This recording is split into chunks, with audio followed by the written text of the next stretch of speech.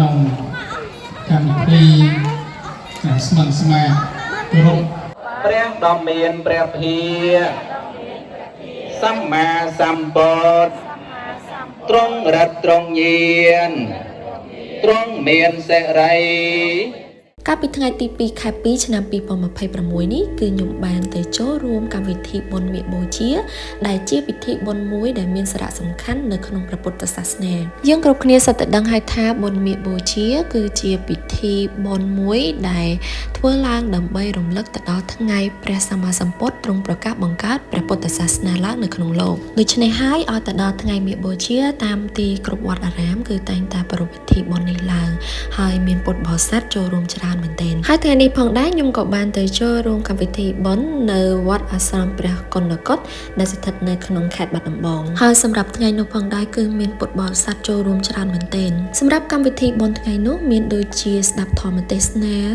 ថ្វាយផ្កាសូត្រធម៌រំលឹកឧទ្ទិសកុសលជូនវិញ្ញាណក្ខន្ធវីរៈកងទ័ពហើយក៏មានការរៀបចំប្រតិបភ្លើងដើម្បីបូជាថ្វាយទៅដល់ព្រះសម្មាសម្ពុទ្ធផងដែរហើយនៅក្នុងថ្ងៃនោះគឺពួកខ្ញុំបានទៅតាំងពីក្បាលប្រឡុកមេអញ្ចឹងក៏នាំគ្នាជាមួយនឹងពុទ្ធបរិស័ទផ្សេងម្នាក់ម្ដាយមួយជើងដើម្បីចាក់ប្រេងទៅក្នុងចង្គៀងដើម្បី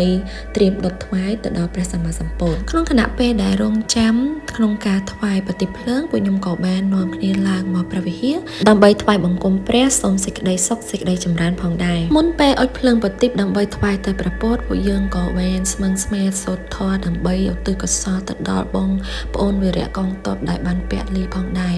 ហើយនៅក្នុងថ្ងៃនោះសម្រាប់ការអុជភ្លើងប្រទីបនេះគឺមានចំនួនរហូតទៅដល់20,000ប្រទីបគឺច្រើនខ្លាំងមែនទែនហើយការរៀបចំគឺគេរៀបចំភ្លើងប្រទីបជុំវិញព្រះវិហារផង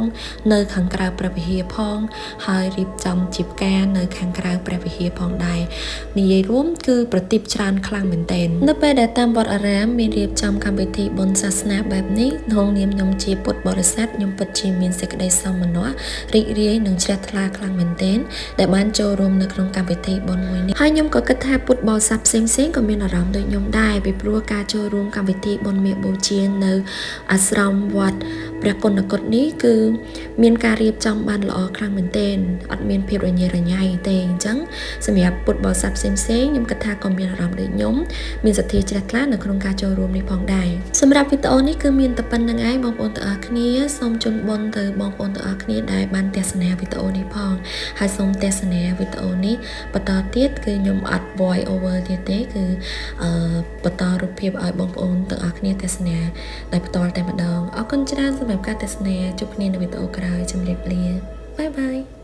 បានជួបជុំគ្នាហើយក្នុងវត្តព្រះមហាគុណកោដ្ឋភូមិរំជែក3សង្កាត់រតនាក្រុងនិងខេត្តបាត់ដំបងបានរៀបចំល្អហើយនៅប្រទីបប្រមាណ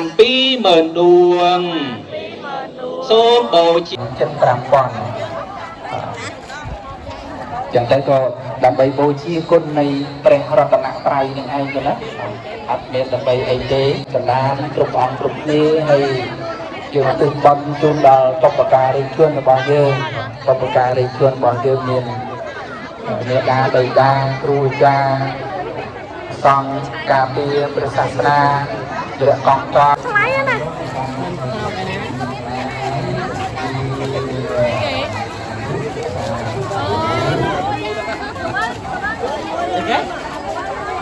ញ៉ាំហើយទៀត